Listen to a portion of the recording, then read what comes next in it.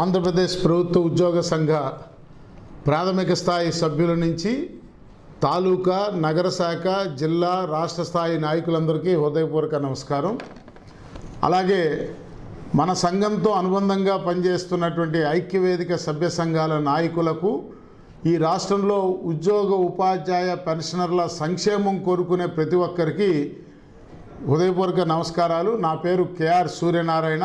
నేను ఆంధ్రప్రదేశ్ ప్రభుత్వ ఉద్యోగుల సంఘ రాష్ట్ర అధ్యక్షుడిని. ఈరోజు 2 జూన్, ఈ తేదీ నా జీవితంలో మర్చిపోలేని ఒక తేదీగా ఉండి 2 నిమిషాలు మీ అందరితో నా మనోభావాల్ని పంచుకోవాలని ఈ 4 మాటలు చెప్పడానికి మేము ముందుకు వచ్చాను. ఒకటి, 2 జూన్ అనే తేదీకి మన ఆంధ్రప్రదేశ్ రాష్ట్రానికి ఒక సంబంధం ఉన్నది. మన రాష్ట్ర విభజన చట్టం పార్లమెంటు ఆమోదించిన తర్వాత అపాయింటెడ్ డేగా 2 రాష్ట్రాలకి, తెలంగాణ ఆంధ్రప్రదేశ్ రాష్ట్రాల అపాయింటెడ్ డేగా 2 జూన్ ఉన్నటువంటి విషయం మీ అందరికీ తెలుసు.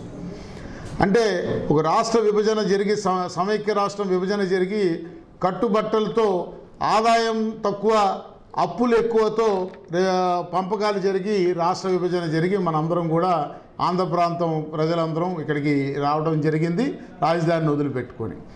అదే రకంగా ఈ రాష్ట్రంలో ఉద్యోగ ఉపాధ్యాయ పెన్షనర్ సంఘాల వ్యవస్థలో ఒక దురదృష్టకరమైన రోజు కూడా ఈ 2 జూన్ అనేటువంటి విషయాన్ని సందర్భంగా మీ అందరికీ గుర్తు చేయదలుచుకున్నాం.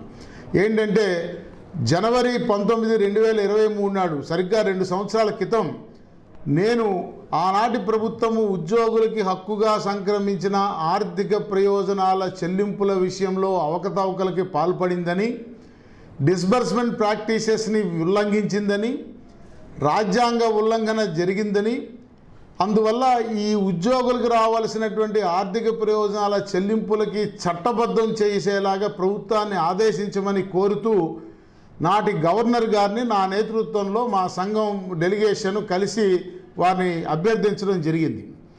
దాన్ని రాజ్యాంగ బద్ధుడైనటువంటి, రాజ్యాంగ స్థానంలో ఉన్నటువంటి గవర్నర్ని కలవటాన్ని నాటి ప్రభుత్వం తీవ్రమైన నేరంగా పరిగణించి నన్ను, నా నేతృత్వంలో ఉన్నటువంటి ఉద్యోగ సంఘాల వ్యవస్థని, నా సహచర నాయకులను మరి వేటాడి వేధించినటువంటి విషయం మీ అందరికి కూడా తెలుసు. అలాగే నా నేతృత్వంలో ఉన్న 2 సంఘాల గుర్తింపును ఉపసంహరిస్తామని చెప్పి కూడా ప్రభుత్వం షోకాజ్ నోటీసులు ఇవ్వటం, వాటన్నిటినీ తట్టుకొని హైకోర్టు రాజ్యాంగం మీద నమ్మకం, గౌరవంతో రాష్ట్ర హైకోర్టుని ఆశ్రయించి మేము తగిన రక్షణ పొందిన సంగతి కూడా మీకు తెలుసు. ఇక ఎప్పుడైతే ఆ రకంగా నా నేతృత్వంలో ఉన్న సంఘాల వ్యవస్థని నియంత్రించలేకపోయినారో, ప్రభుత్వం దుర్మార్గంగా పోలీసులను అడ్డం పెట్టుకుని నా మీద ఒక తప్పుడు కేసు బనాయించి నన్ను అరెస్ట్ చేసి చంపేయాలని చూసిన విషయం కూడా మీ అందరికి కూడా తెలుసు. దానిలో భాగంగా నన్ను, నా శ్రీమతిని, నా కుటుంబాన్ని, నాడు 23 సంవత్సరాల నా కూతురిని వేధించి, ఆఖరికి 90 ఏళ్ల నా మామగారిని హైదరాబాద్లో అనామత్తుగా ఎటువంటి చట్టబద్ధమైన అనుమతి లేకుండా వారి ఇంటికి వెళ్ళి ఒక అరాచకాన్ని సృష్టించినటువంటి విషయం కూడా ఈ సందర్భంగా మీకు మనవి చేస్తూ ఉన్నాం. అలాగే నా ఇంటి మీద సెర్చెస్ పేరు మీద నా భార్య మెడలో, ఒక హైందవ బ్రాహ్మణ స్త్రీ మెడలో ఉన్నటువంటి నల్లపూసల గొలుసును కూడా నాటి పోలీసులు తీయించినటువంటి దారుణాన్ని కూడా ఒకసారి గుర్తు చేసుకుంటా ఉన్నాం. సో ఆ పరిస్థితుల్లో ఏం చేయాలో అర్థం కాక, దొరికితే చంపేస్తారనేటువంటి పరిస్థితుల్లో నాడు సహచరులుగా ఉన్నటువంటి వాళ్ళు వెన్నుపోటుదారులుగా మారతారని ఊహించలేక, వారు చేసిన సూచన మేరకు నేను అజ్ఞాతంలోకి వెళ్ళవలసి వచ్చింది. ఆనాడు నన్ను ప్రస్తుత ముఖ్యమంత్రి గారు నారా చంద్రబాబు నాయుడు గారు కాపాడు ఉండకపోతే నేను ఫిజికల్గా మరలా మీ ముందుకు వచ్చి ఉండేవాడిని కాదేమో అనేటువంటి విషయాన్ని కూడా ఈ సందర్భంగా తెలియజేస్తా ఉన్నాం. సో ఇంతకీ ఈ విషయాన్ని ఈరోజు ఎందుకు గుర్తు చేస్తున్నాను మరలా అంటే, సరిగ్గా 2 జూన్, సరిగ్గా 2 సంవత్సరాల క్రితం ఇదే రోజు, ఇదే సమయానికి నేను విజయవాడ నుంచి అజ్ఞాతంలోకి వెళ్ళాను అనేటువంటి విషయాన్ని ఒకసారి గుర్తు చేసుకుంటూ, ఆ సందర్భం, ఎప్పుడైతే ప్రభుత్వం నన్ను వెంటాడిందో, మనసులో అభిమానం ఉన్నప్పటికీ భయానికి లోన ఈ రాష్ట్రంలో ఉద్యోగ సంఘాల వ్యవస్థ, ఉద్యోగస్తులు, మన సంఘ సభ్యులు, సహచర నాయకులు ఎవరు కూడా అండగా నిలబడడానికి ముందుకు రాలేదు. సరే, ఇక ప్రత్యర్థి సంఘాలు అయితే నాతో పోటీ పడలేనటువంటి వారందరూ కూడా ఇదే సందర్భాన్ని అవకాశంగా తీసుకుని నన్ను అరెస్ట్ చేయాలి, డిస్మిస్ చేయాలంటూ కూడా పత్రికా ప్రకటనలు చేస్తూ నాటి ప్రభుత్వాన్ని కోరినటువంటి విషయం కూడా ఈ సందర్భంగా నేను గుర్తు చేస్తూ ఉన్నా. సో తద్వారా తదనంతరం జరిగిన పరిణామాలను మీరు ఒక్కసారి విశ్లేషించుకున్నట్టయితే ఈ రాష్ట్రంలో ఉద్యోగ సంఘ నాయకులు ఎవరు ధైర్యంగా ముందుకొచ్చి ఉద్యోగుల ప్రయోజనాల కోసం మాట్లాడే పరిస్థితి నాటి నుంచి నేటి వరకు కనబడటం లేదు.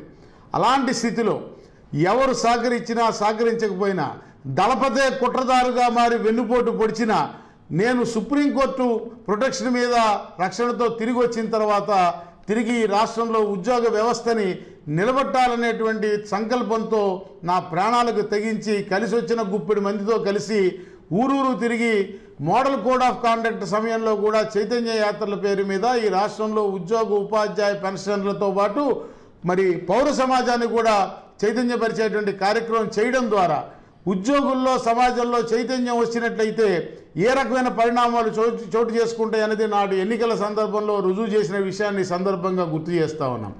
ఎప్పటికైనా చైతన్యవంతమైన సమాజం మాత్రమే పురోగమిస్తుందనే దాన్ని మనం నమ్మి తీరవలసిన అవసరం ఉన్నదనే విషయాన్ని తెలియజేస్తూ నాడు బహిరంగంగా నాకు అండగా రాలేకపోయినా నిజంగా మీరు నాడు నా కోసం ఆత్రం పడి ఉంటే మీ మనసులో నా కోసం చోటు ఉండుంటే నేను బాగుండాలని మీరు కోరుకున్నట్టయితే ఈ రాష్ట్రంలో తిరిగి ఉద్యోగ సంఘాల వ్యవస్థ పునఃప్రతిష్ఠ జరగాలి, ఉద్యోగుల యొక్క న్యాయమైన హక్కుల్ని సాధించుకోవాలని కోరిక సంకల్పం మీకు ఉన్నట్టయితే రేపు 5వ తారీఖు నాడు నా నేతృత్వంలోని ఆంధ్రప్రదేశ్ ప్రభుత్వ ఉద్యోగుల సంఘం రాష్ట్ర కార్యవర్గ నిర్ణయం ప్రకారం తలపెట్టినటువంటి రాష్ట్ర కౌన్సిల్ సమావేశానికి మీరందరూ పెద్ద ఎత్తున హాజరయ్యి మీ అందరికీ నా మీద ఉన్న అభిమానాన్ని చాటడంతో పాటు మీ ప్రెజెన్స్ ఆ సందర్భంగా మీరు అక్కడ పాల్గొనడం ద్వారా నాకు ఎక్కడ లేని శక్తిని బలాన్ని ఇవ్వడం ద్వారా తిరిగి మరల ఈ రాష్ట్రంలో ఉద్యోగుల సమస్యల పరిష్కారానికి మనం మార్గం చూపుదామని మీ అందరినీ అభ్యర్థిస్తూ ఉన్నాం.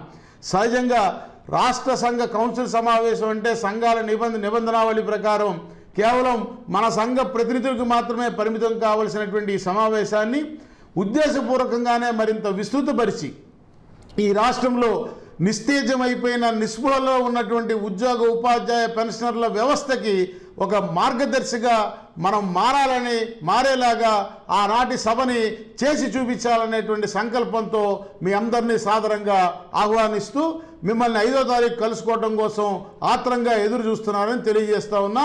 అందరికీ నమస్కారం.